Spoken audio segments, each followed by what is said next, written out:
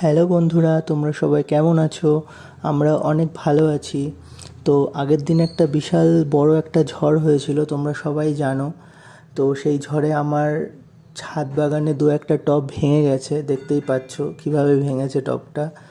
আর সেই টবটাই আমি চেঞ্জ করব।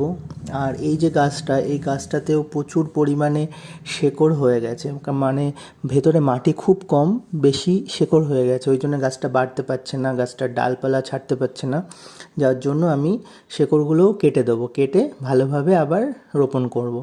তো গাছটার টবটা আমি, ভাঙা টবটা আমি ভেঙে ভেঙে আমি গাছের থেকে সরিয়ে দিলাম। আর এইবার আমি এই শিকড়গুলো কাটবো। তো দেখতেই পাচ্ছ কী পরিমাণে শেকড় হয়েছে গাছটাতে। আর গাছটার শেকড় আমি কাটতেই পারছিলাম না, দেখো কেমন করে কাটছি, তবুও মানে একবারে শেকড়গুলো কাটছে না, এত এত পরিমাণে শেকড় হয়ে গেছে গাছটাতে। তো